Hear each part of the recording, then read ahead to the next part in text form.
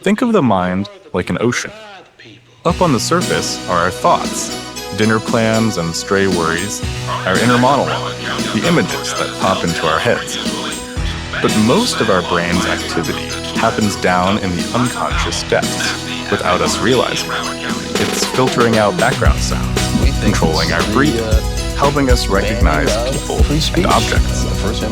AI models have their own kinds of brains, giant neural networks doing billions of computations under the hood. For years, researchers have been studying how they work inside.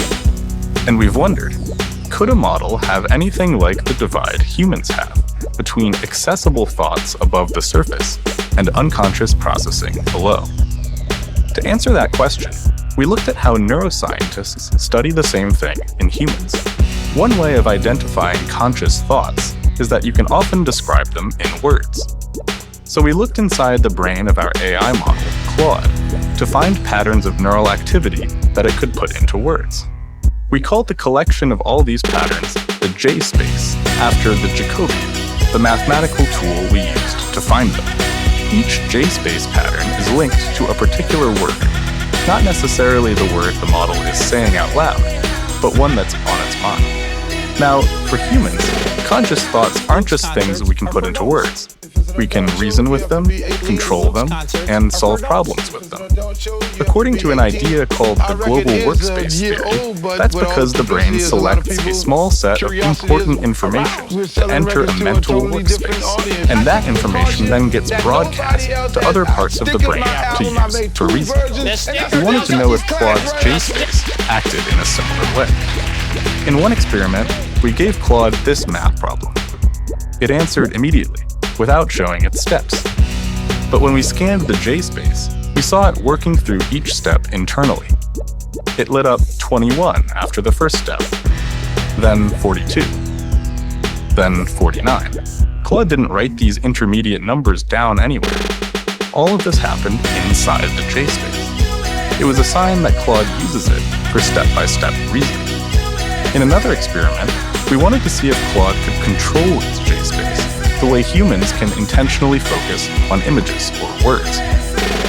We told it to think about the Golden Gate Bridge while copying an unrelated sentence. Claude was busy copying the sentence, but behind the scenes, its J-space told a different story. Bridge and California popped up. It even thought about its own thinking.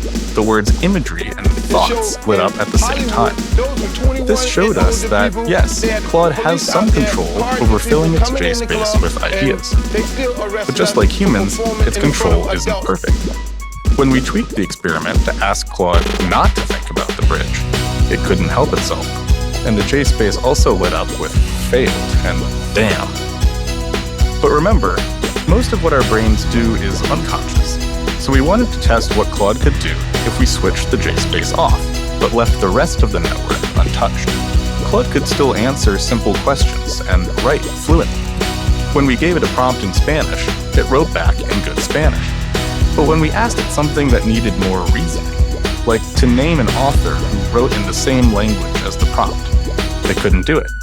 For that, it needed the J-space. Why does all this matter?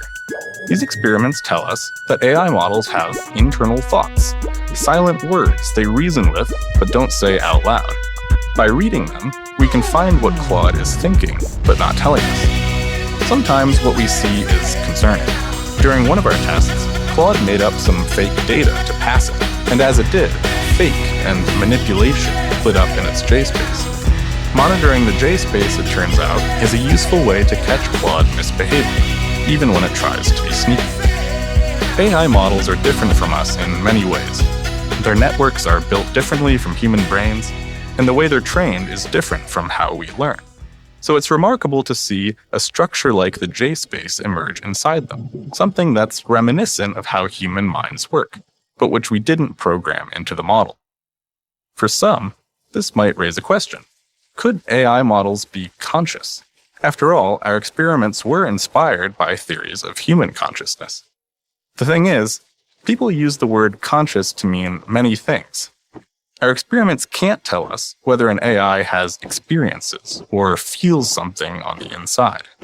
But they can tell us that it's developed mental machinery that's in some ways similar to ours, a small mental workspace it can use to think and reason, sitting on top of an ocean of automatic processing it doesn't notice.